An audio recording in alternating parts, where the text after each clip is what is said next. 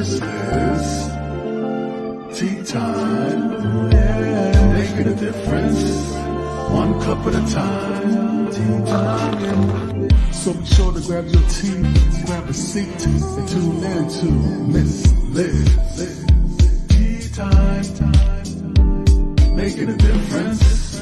One cup at a time. Tea time, yeah. Tea time.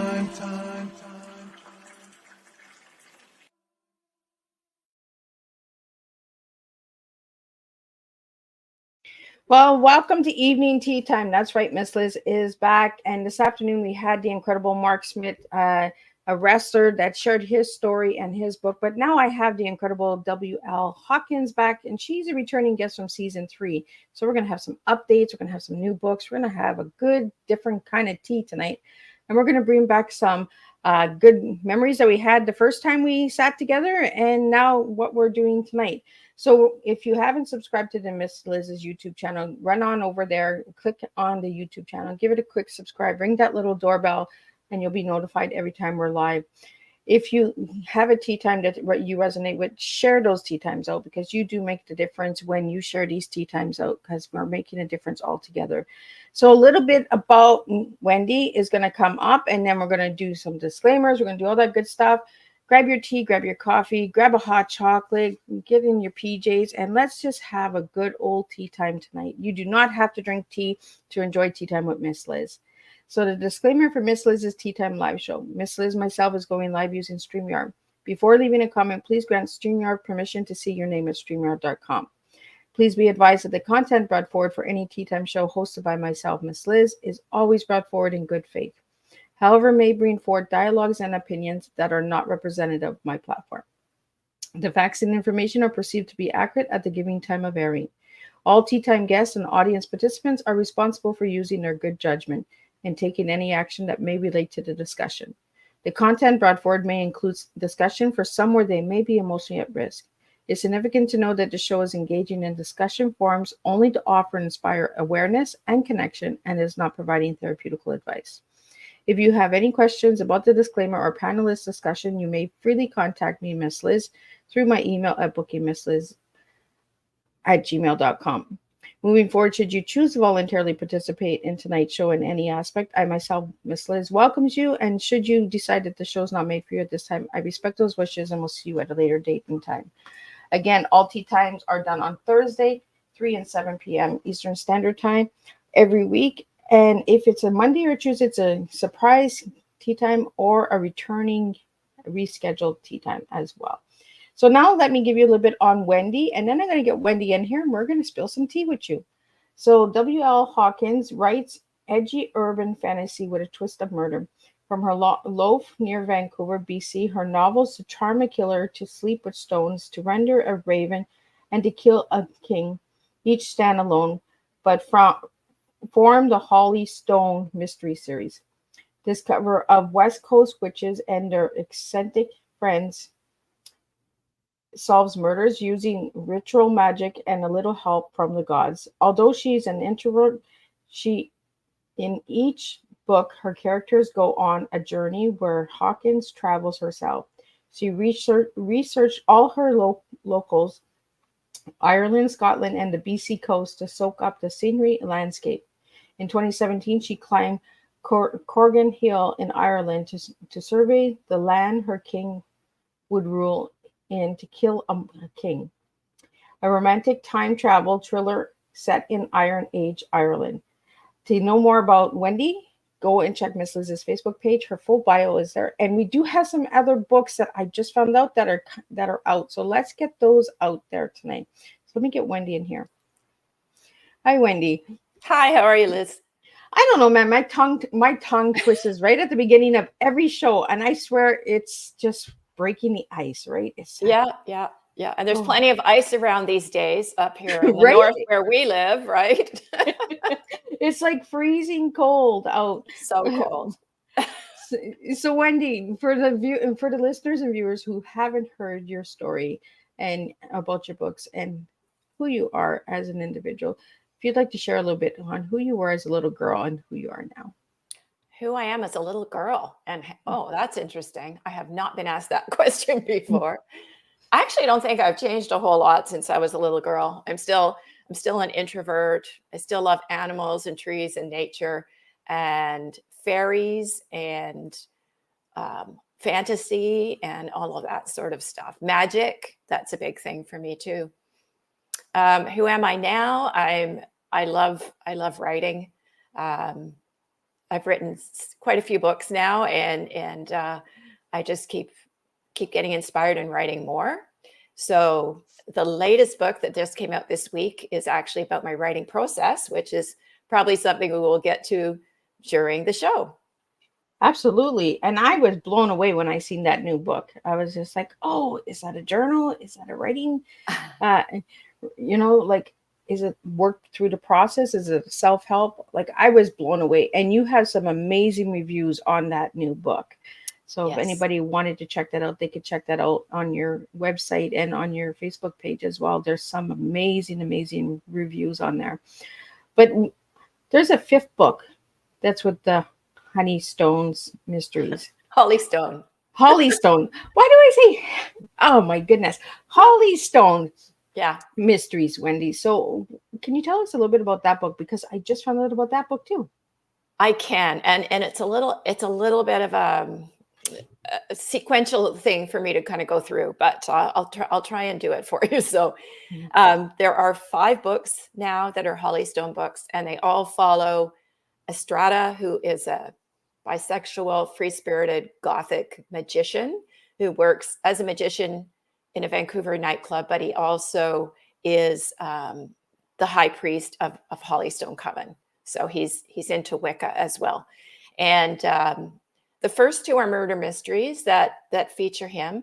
The 3rd one turned into a thriller when a vampire stole his baby. Yeah, that's right. I remember that. Right, to render a raven.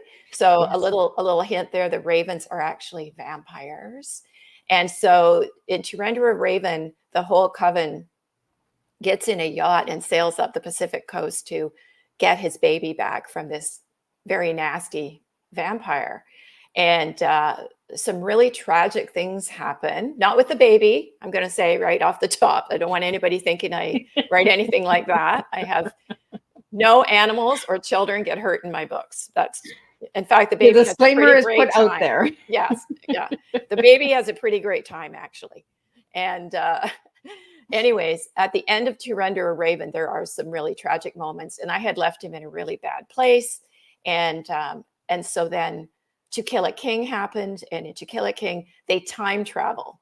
So the ancient god Cernunnos time travels them back to 200 BC in Ireland, and they rescue or they try to rescue this king who is about to be ritually murdered.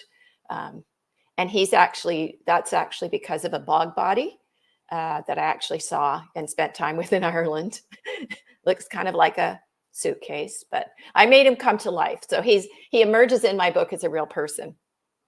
And so when they get back from Ireland after all their adventures, they time travel back.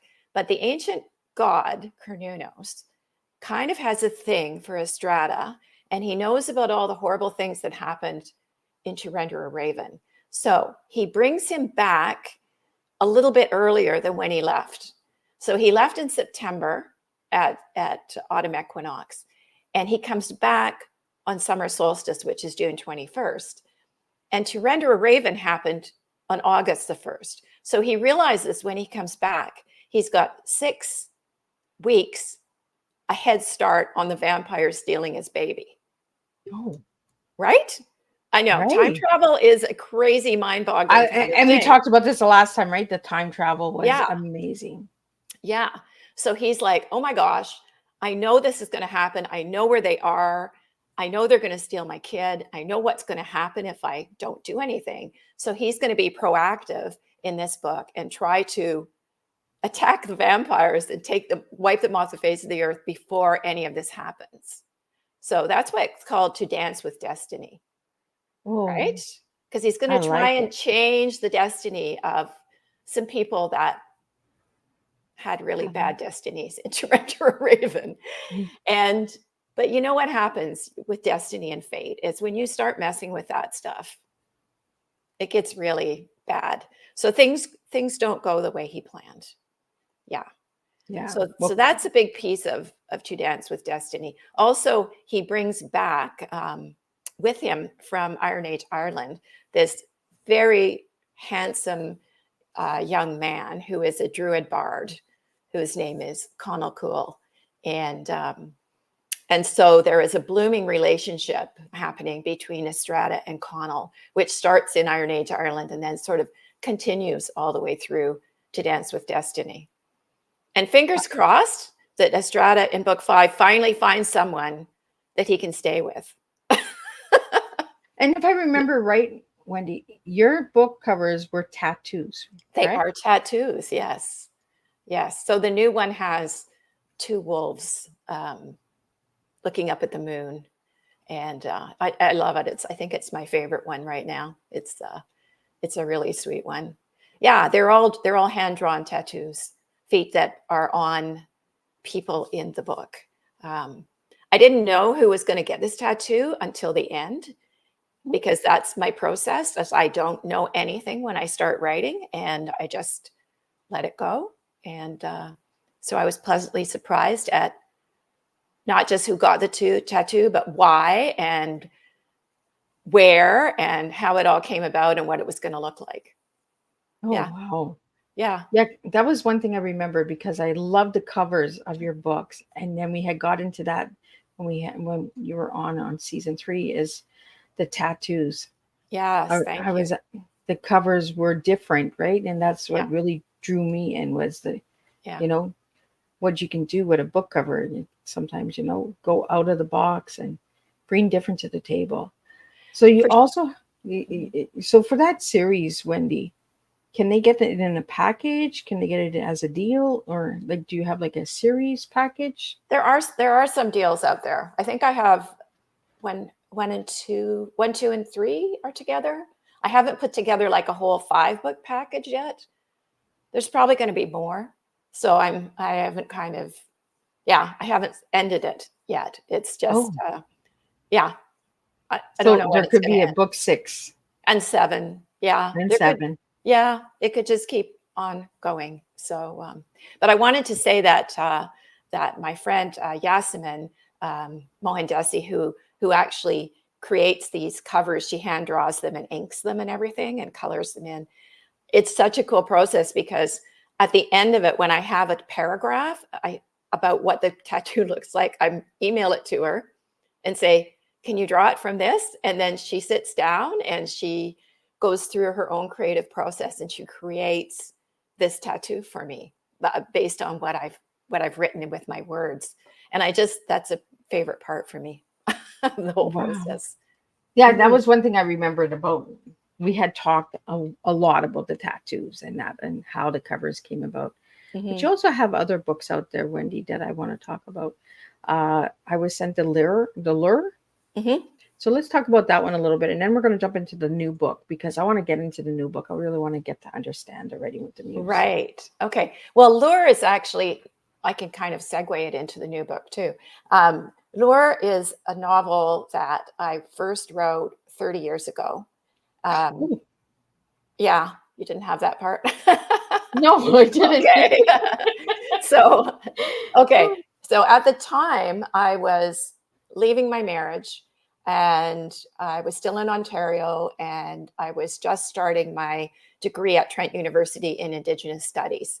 And so I was very stressed out due to all the stuff that was happening in my life. And I started meditating sometimes like 2 hours a day, 3 hours a day, where I would just like lie in shavasana on the living room rug. And I was just zoning out into these other places. And pretty soon all these characters started coming to me and I started seeing everything. And I basically wrote the first scene from Lure in that state. And so everything I'm seeing, I dreamed. I woke up in the morning and I saw the whole thing and I just sat down and typed it. So that's part of my process. And I still write like that. So, Wow. yeah, so I used that technique to write the whole book. And then I packed it up in brown paper because that's how we copyrighted things 30 years ago. And I took it with me through several moves. I still have it. I almost got rid of it the other day because I'm moving again. But I'm like, maybe I should just keep that. Anyway, I pulled it out a couple of years ago and I started rewriting it. And it's about a young woman who is it's been a while since I've talked about it. So just let me get it straight here. She's a young woman. She's grieving the loss of her fiance, and she's living up on a reserve. Okay, so she's rented a cabin on a reserve. She's a wildlife photographer and a vegetarian, and she's living up there trying to take a lot of wildlife photos because she's got a deal where she can do this, and she needs some time to grieve. And she meets this young man named Hawk, who is up there also grieving the loss of his fiance and the mother of his child, and the loss of his child. He didn't lose the child to death, but her parents swooped in and took the child. So he feels very lost, and he's living in a cave on the same reservation. It's a Chippewa reservation up north. And so she meets him, and she finds out through her friend who he is. And then she hears that the man who raised him is an old Indigenous man, is dying. And so she decides she's going to go and tell him because she wants him to have the chance to say goodbye. And so she gets on her horse and goes off into the woods by herself. So that's kind of the setup for it. But just before she leaves on her horse, she's out in the shed, and there's been a flood, and she discovers this hand, this skeletal hand that's coming up out of her shed, out of the earth. Yeah.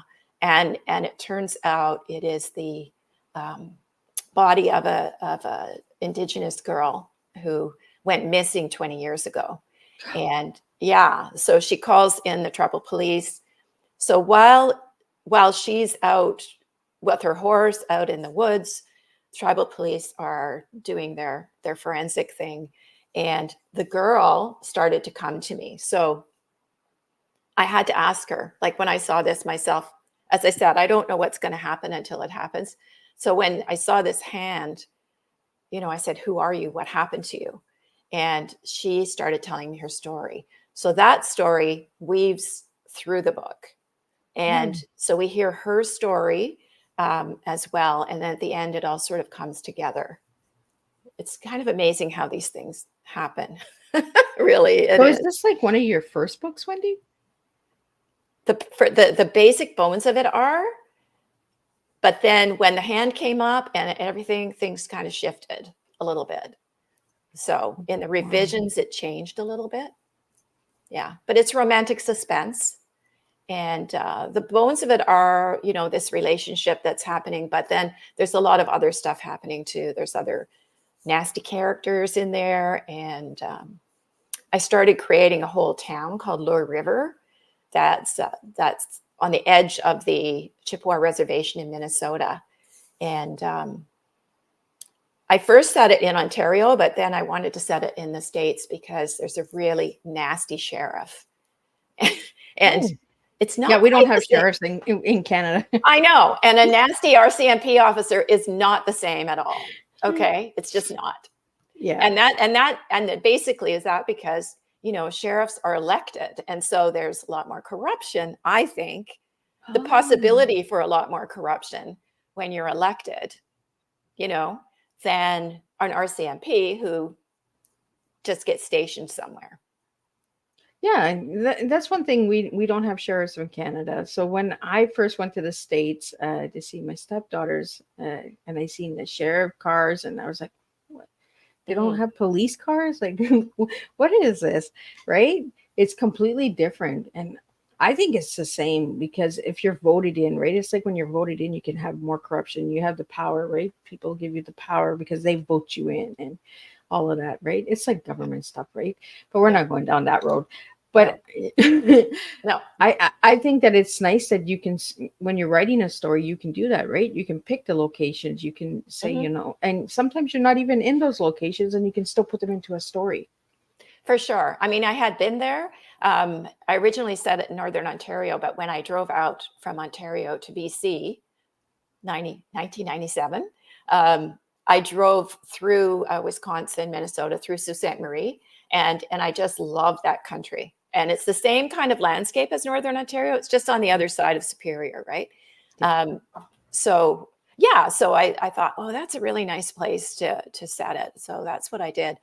And yeah, so that book came out. It's called Lure, and then it actually won a National Indie Excellence Award this last summer. So I was really proud of it. Yeah. maybe that's why I got it, because of the award. Yeah.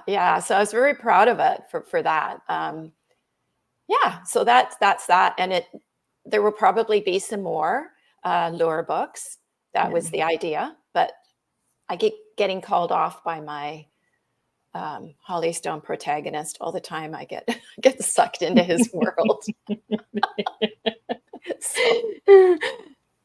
So do you have like visions in that, Wendy, when you're writing a story? Like Absolutely. you lay on the floor and then you just have these stories that come to you, and then you grab a journal and just jot it down? That is how it works. Yes.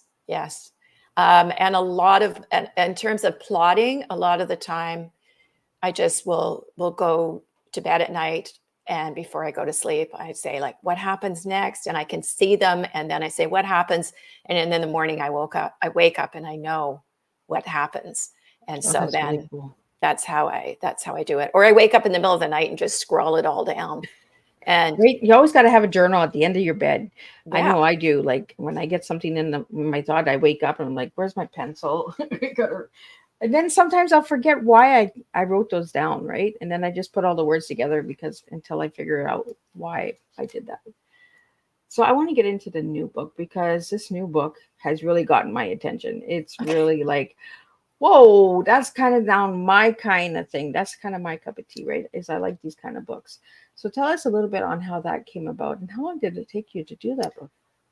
Oh boy. Okay. So I started, it's called Writing with Your Muse, A Guide to Creative Inspiration.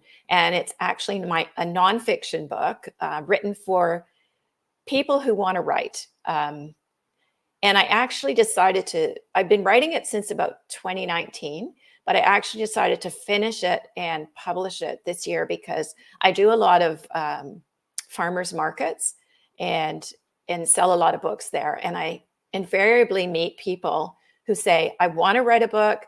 I'm trying to write a book. I don't know how to get the inspiration. I'm stuck, or I have ideas, but I can't get the words on the page. I don't know where to go with this. I need help. And I thought, okay, I'm going to just put this whole thing together and put it out and see if I can help people write. Because, I'm a teacher at heart, right?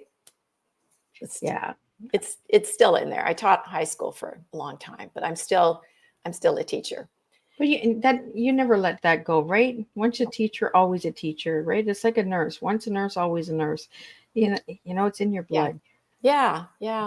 So it came about in a very strange way. I was actually just trying to tell this story myself this afternoon, but I was doing a few things.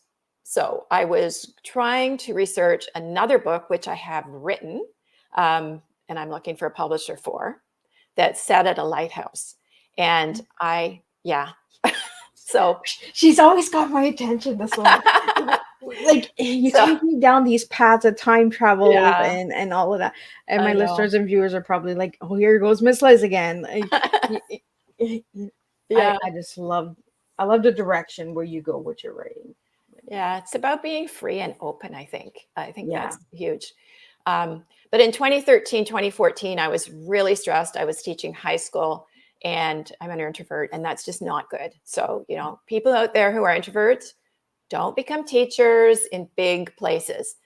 Little places, you might be okay, but don't go for these like 1,200 bodies in one place. Yeah, that's not too good. Many.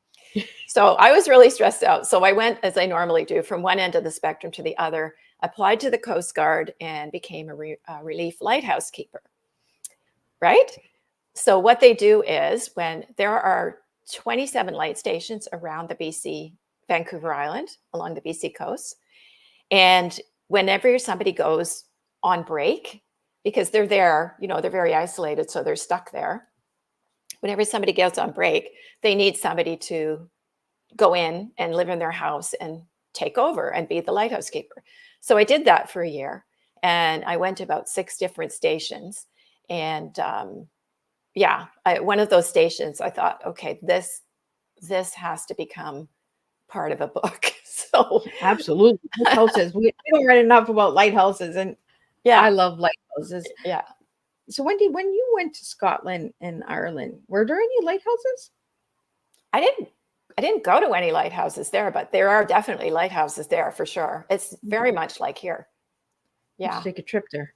Yeah. Check out these lighthouses. Right? I think they're even scarier lighthouses than what we have, like a rock with a lighthouse in the middle of waves and very scary stuff.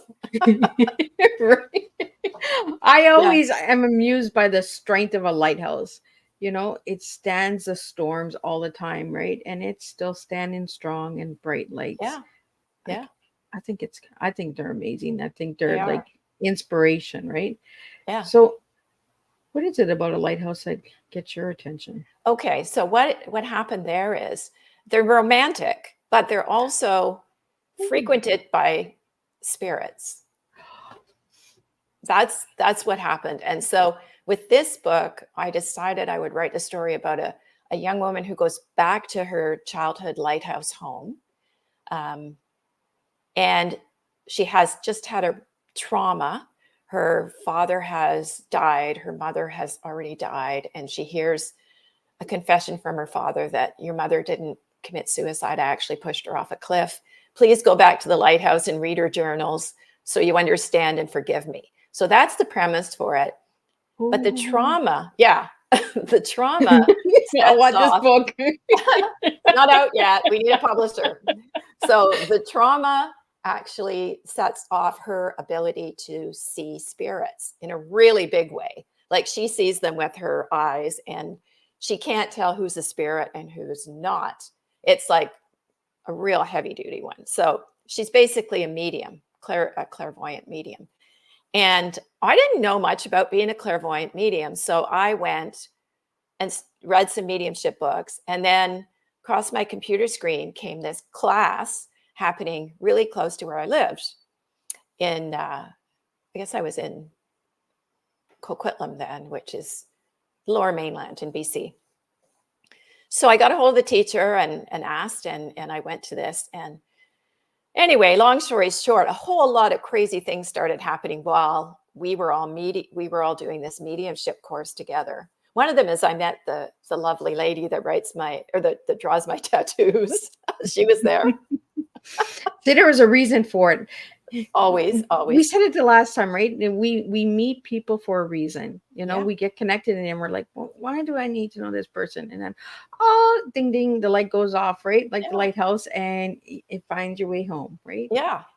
And sort of through all of this, I was again meditating for long periods of time, and I started to really connect with all kinds of spirits, uncles and all sorts of spirits. And it became apparent when my grade 8 English teacher showed up, Mr. Sellers, that I needed to write this book. And so I ended up one afternoon, I just had my laptop sitting on the counter. I was in a really meditative state, and I just started wandering around, and I was coming back and typing, and then walking away, pacing, coming back, typing. And at the end of it, I had written basically the plan for several workshops on how to write. And I basically did the workshops, and I had a number of women come, and we did a whole series of how to write with your muse. And I took all of that and turned it into this book. Oh, wow. So it's a workshopped book that did work for people. We would go into the room, and we were all gathered around with our journals and everything. I would lead a meditation, and then we would just write for maybe 20 minutes, half an hour, and then we would share what we had written. And everybody was blown away by what they had written. It was crazy. So Wendy, what is a muse? Well, it depends how you think of a muse. I mean, I think there are many muses. So I don't think there's just one muse, and it's changed, of course, over history. But the idea that there can be muses that are inside and muses that are outside. So inside, I would say, like, there is maybe the voice from your subconscious. Some people say it's the voice of God that they're speaking to, or source, or however you think of it in that way. But I also think there are outside forces, such as spirit guides, angels, all of those kinds of beings. Characters can be your muse. Okay, that's why I can't stop Estrada. He's like my muse. He keeps coming and saying, hang on, now we're going to write this. I also think that they can be live people. They can be other writers that you read. You know, the old poets in literature, they always wrote to each other in poetry. Like I would write a poem and you would write a poem back, kind of a thing. And we would have... You should bring that back, right? We would have this conversation in our poetry. So there's that. And then Peter Gabriel is one of my bigger muses. So I'm fascinated by his lyrics and his beautiful voice. And so he became the muse for Connell Cool, and who is my druid bard. So when Connell sings, I hear Peter Gabriel's voice. Oh, wow. That's kind of... Yeah, and that's a nice voice. Isn't it? I mean, my goodness. Goosebumps voice. It really is. He's amazing. So, well, it's amazing what words can do, right? We talked about this the last time, is the lyrics in music. Lyrics in a story, you know, how they fall together. And poetry, we need to bring that back. There's not enough poetry out there, you know. yeah. There's a lot of freestyling and a lot of keynoting and note keeping, but there's no flow. Like the flow is missing. We need to bring the flow back. Yeah. I mean, there are some beautiful... Mary Oliver comes to mind as somebody who I've heard I've heard her poems that are really beautiful. So yeah, there are some poets, but the idea of conversing with each other through your poetry, I think is an interesting way to do it. Anymore, right? We gotta start bringing that flow back in. Yeah. Like, Yeah. So just in this book, I have a big piece on it on my website, so you can sort of see all the different chapters. But some of my favorite pieces that are in there are, I have things on how to get an artifact box. So collect a whole bunch of different things like feathers, stones, teacups. For you. Oh. You have a bunch of stuff right there on your wall. This room is starting to get really full, and with family, you know, carrying on, then they're always like, do you want to have this? Do you want to have that? And of course, I'm a sucker. I can't say no, because it's the history for me. The story of who drank from it, who served from it, how many people were at the table when you actually put the water in that pot. You know, that's what always gets me with tea, is the stories behind it. Like, who created the teacup? Who created the teapot? Like, who designed it, right? Because there's a story behind that as well. And yeah, I think it's really nice that we can use the history and bring it to the future, right? And bring it into the present right now. Yeah. So this book, you're going to be doing workshops with it, correct? I am. And I was just on StreamYard this afternoon trying to practice, because what I'd like to do is like offer a meditation. So people get together, they have their journal, they have their pen there, and we do what we did in the workshops. So I lead us through a guided visualization, and then we take the time to write. So that's on my agenda, but I'm still practicing. So don't ask me to do one right now. Because I knew you were going to do that. Could you do one for us? It would have been nice. We could have done one. Yeah. We could have. But Wendy, let's get into your tea. So I asked you, this year I'm doing it different, guys. I'm asking my guests their tea ahead of time so that they have time to process it. and we're making strong teas. And you gave me Through Endless Adventures. So you want to tell me what that stands for? Well, I mean, I love adventure. I mean, I'm an introvert who loves adventure. I don't know how that comes out, but in a way, I'm a risk taker, and I really feel like when we go on these adventures, we learn. You know, we're always learning something new, and so that's how I learn, is through endless adventure. You know, try it on, see if it fits. Try something new, do something else. Yeah, and that's kind of how I roll. So I like the word endless, because you know endless, it never ends. Right? like the Hollystone Mysteries. The Hollystone collection. It's never going to end. 6, 7, 8's coming. We'll see. When you're writing those Hollystone collection books, Wendy, do you think that there's going to be another book when you're done that book? Like when you were done book 1, did you think there was going to be a book 2? Let me think. Book 1. Maybe not at the end of book 1. I'm trying to think if there was a cliffhanger there. But once I got onto it, I certainly got to the point where just at the very end, like each one is a story in itself that that ends, but there's also that little toot toot that, you know, oh, we're going to pop into the next one. So with this one, the last one, 5, I didn't leave a huge cliffhanger. Oh, But I there's also a cliffhanger.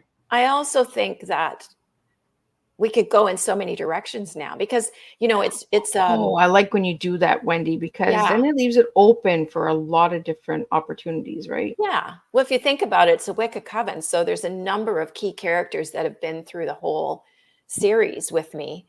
And I mean, somebody else could pop up, you know, and have an adventure. So that's kind of what could happen. But because I'm writing another book now, so I've got the Lighthouse book I'm trying to publish. It's pretty much done. And then I'm writing this other book that's based on rum runners in 1924 southern BC. Oh, Yeah. See, I sort of go all over the place, but if I see something that grabs me, I just go with it. so what's that one going to be about? This one, it's jumps off a real murder that happened. Yeah, a real murder that happened in September 1924. So it's 100 years coming up this year. Oh, that makes a good story. Yeah, and it was a fella and his son that had picked up a load of 350 cases of booze, because we had prohibition in the States, but not in British Columbia. So they would take it out to the, you know, the line, the line, and then the guys would scoop up from the States and unload all those cases and take it back to the thirsty Americans. But it also became a land of pirates. Ooh, we got pirates now. Yeah, because of course, you know, unscrupulous people are out there going, hey, there's a funny looking old boat over there just sitting outside a bay. I wonder if it's full of booze. And then they would come and attack them. Yeah. Ooh. Yeah. So this fella and his son were murdered. And so what I did is I kind of spun off that, and I made them be part of the life of another family who lived in southern BC, and they are going through the same kind of thing, where the father is wanting to get a load of rum across the border, make some quick cash, and his daughter's trying to keep him from going. Oh. Right? She's trying to save him from this kind of unscrupulous flapper woman who has, you know, come in and dug her claws into daddy. So are you releasing that book this year? I'm trying to write that book this year. And honestly, it's so busy. I keep being like, because to do my process, I have to have chunks of downtime. So I really would like to finish it yes, I would like to. I mean, I'd love to have it out by September, but that'd be cool. Times are clicking here, right? I know, right? We're almost going into February. I'm like, where did January go? Like, it just seems like you blink your eyes and another year is done. Yeah. Like, it's crazy how fast it goes. Yeah. So I don't know. I mean, I'm actually halfway through Act 2, which is pretty good. So if I can get some quality time in here, yeah, I might be able to do it. We'll see. So Wendy, you said that you're going to be doing these workshops. So when will these workshops be taking place? That's a good question. Well, you were practicing today. I'm practicing. I know I'm practicing. Keep an eye on my Facebook page, because I will announce it on Facebook and Instagram. And then I think I'll do it as a Facebook Live so people can drop in and try it out and see how they go. But I do a lot of, as a recipient, I do a lot of guided visualizations. You know, every I'll do a little pitch for this right here, because I'm into Druidry. I love Druidry. And every Monday, 8 p.m. in the UK, noon Pacific time. So wherever you are, I'm not sure. I guess it would be 3. I think we're 3 hours, right? Yes. Yeah. So it'd be 3 for you.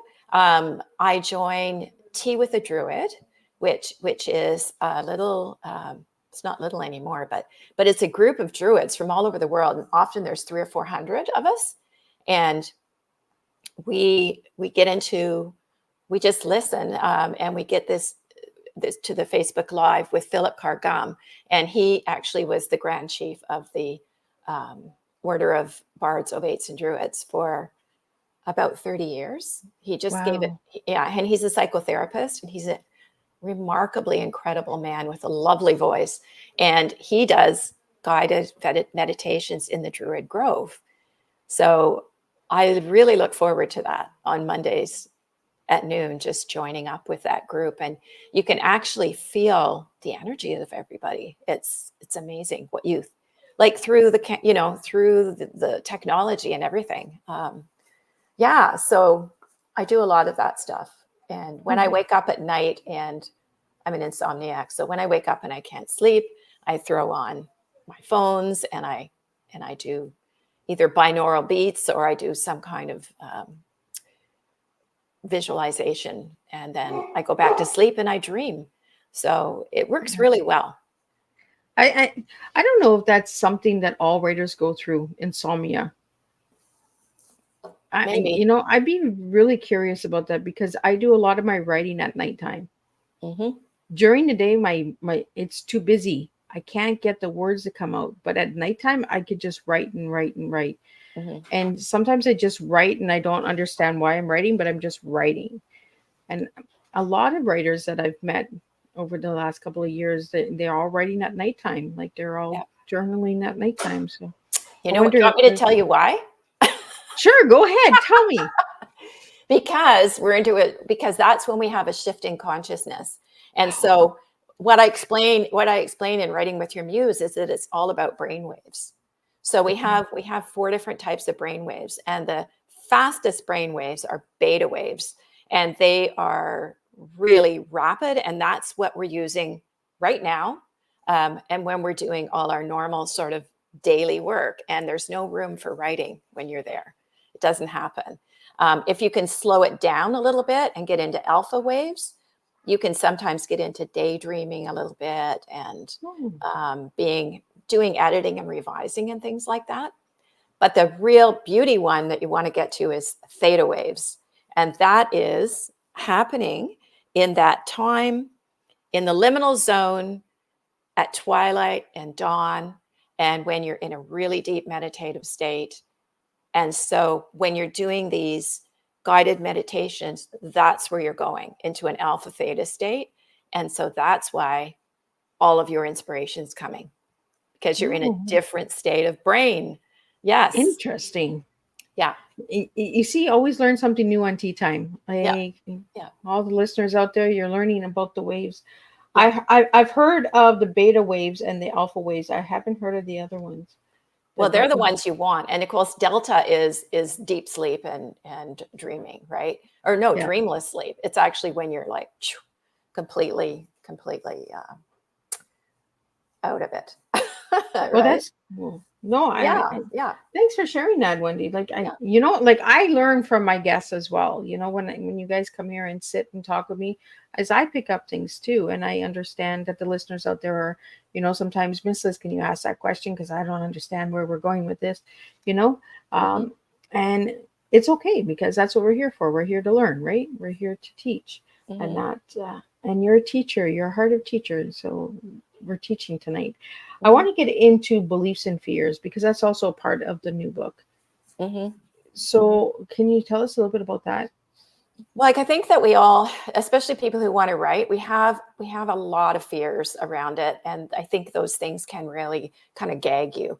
And I mean that because your voice, your creative voice is here, and I mean gag you, like, so that you can't write. It can stop you from writing. So one of the things I have people do right at the beginning of this book is to get into that alpha state and to open their journal and write down every fear that they can that comes to them. I don't want to say think, because I don't want people to think. Thinking is not good. We don't want to think when we're writing. We just want to, Well, it slows the process down when we're yeah, thinking. yes. We want to just let it happen. And so write down all of those fears. And then what I do is I list them all in another place. And then I go through and I take each of those fear and I give an antidote for fear. So I give some reasons that can help you get through it. I like Yeah. that. Yeah. I like For that. me, like, for example, I can use me as an example. One of my biggest fears is because I'm such an introvert. Like, if I get really successful, am I going to have to leave my house and go on a tour and actually get up and talk to like large crowds of people? Um, that can be really hobbling for an introvert. We were like, no, we don't want to do that. We just want to put our book up on Amazon and go back and get into bed, right? Yeah. And hope that it sells. And I think and of course, that probably won't, because people are wanting to buy from people that they know, or that they've seen speak, or they've met, or whatever. So Well, even doing interviews like this, Wendy, it can be challenging for an introvert, absolutely, because because it's still social, right? and it's hard to talk about our work, right? Sometimes, because we're just like, oh, well, maybe they might hear this, and then they'll want me to do this, and then want me to do that, and then Yeah. all these wheels start thinking, right? And they start moving, and you're like, oh, I don't know, maybe I shouldn't even say anything about that, right? So I know, right? I know that is very true. That's what happens is if you say something, people might go, okay, well, you're on. Like me saying to you, no, I'm doing these meditations. Next thing I knew you were going to say is, oh, can you lead one? you knew I was gonna say it. She's like, I'm not doing it tonight. Yeah, yeah. You put So, the brakes on me right away. You're like, no, not happening. yeah, yeah. So But that's what I mean. it's Like, funny. we open that door, and then things just flow, right? Hmm. And Hmm. I'm like that as well, where I'm just like, I don't want to share too much, because then this person knocks, and then this person, and then they're like, Mrs., can you do this? And I was like, I don't know if I want to do that. Like, just do that. Like, it's like putting the book on Amazon, right? It's there. If Yeah, you want it, go get it, and that. yeah, But it can be a scary process, right? Especially when you're absolutely. an introvert, and you like to be alone, right? And we like Mhm. our quiet time, and then everybody's like, but I want you, I want to talk to you, I want to. It gets Mhm. a lot, and it can be draining at times. We talked about this the last time when you were on the show, Wendy, and it was being drained out, right, from the different energies of pulling us Absolutely. in all different directions, right? Yeah. So how have you worked on that since the last time? I think I'm a lot more confident, and I think that you get more confident just by practicing, right? Like coming on these shows and Yeah. talking. Um, I don't stumble as much now. I'm not, afraid to say anything now. It's like, you really have to. And I know a lot of friends of mine who will rehearse what they're going to say before they go on a show, or they have notes. And I mean, these are all really viable things to, if you want to make sure you cover certain topics, you have some notes there. So you're Yeah. not just winging it like I'm doing right now. Um, but, but It's always wing it with Miss Liz. yeah, but Because I like you wings, can. guys, so I just wing everything. Right? Yeah, yeah. I mean, another big fear is judgment. you know, especially like my books are super sexy. Okay. And especially the last one, my goodness, I was like, are you kidding me? Can we move on? Let's move on. But no, they're very sexy books. And so when I first started writing them and I was teaching high school, I was really worried about being judged then. And now I'm not so worried about it because I'm older. You know, it's what happens. A lovely thing about getting older is you kind of like don't care anymore.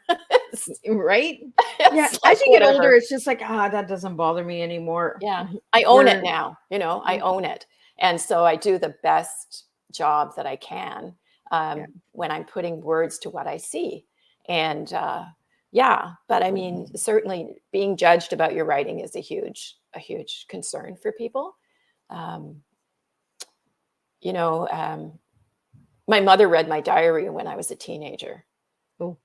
Oh, yeah. You know, the little red one with the little key and the little gold lock and I everything. have And one like that, a little brown guy somewhere here. yeah. And I came home and I was like 14, 15, and I was just pretty much the same person, you know. So whether I was doing things or just imagining and writing them, I was writing it all down there. And I came home and she was like horrified. And my father, and it was like, oh my gosh. I mean, despite the fact she'd gone in my room and taken my property and unlocked it and read it. I mean, you know, but anyway, when I finally got it back, I went up to the neighbor's place and hid in the bushes because I love nature, and with my matches, and I burned every page. Yeah, kind of a ritual.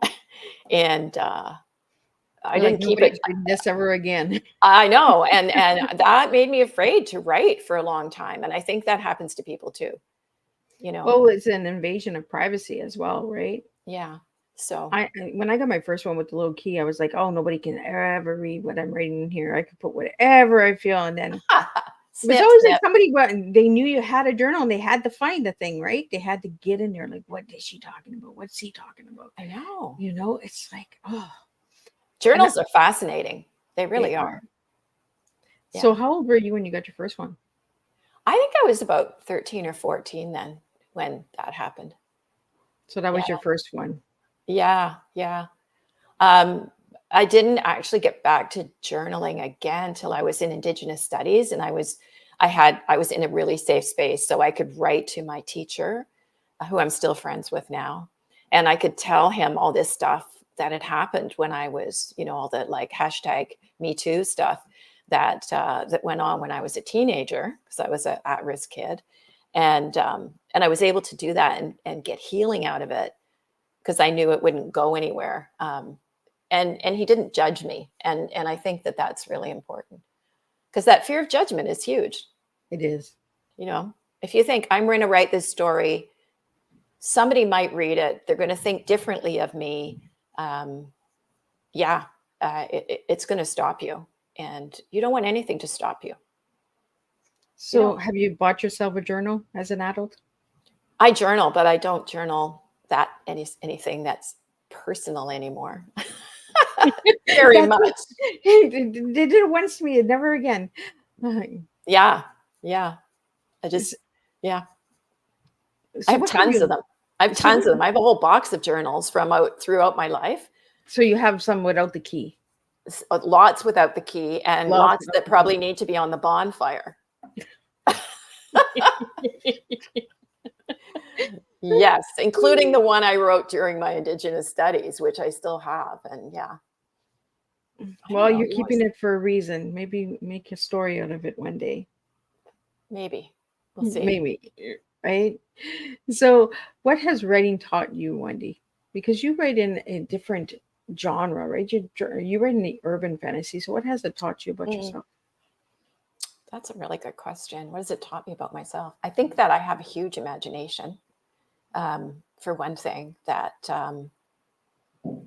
I can connect with these characters. I love urban fantasy because it's so freeing, and one thing I need is freedom. That's more important to me than pretty much anything. I need the ability to be free. And when I hear of people that aren't free, that just is like, oh, you know, people that are imprisoned or in abusive relationships, they can't get out of them, all that kind of stuff. It's just really hard because, we all deserve to be free and to be able to do what we want to do and find our passion and do what our passion is, give ourselves joy through that passion. I think it's really important. So, yeah. I think so too, right? Just the word freedom, it's a strong word. You need to, do that poetry, converse to freedom, right? Start using words and expressing. So if anybody would like to reach you, Wendy, or get any of your books, where can they go and get that? The best place to go is my website, which I see you have up here, bluehavenpress.com. And there you can find out all about my books. There's my store is on there, my bio, my media stuff, like everything is there. So that's kind of my home. And it's Blue Haven because blue is my place.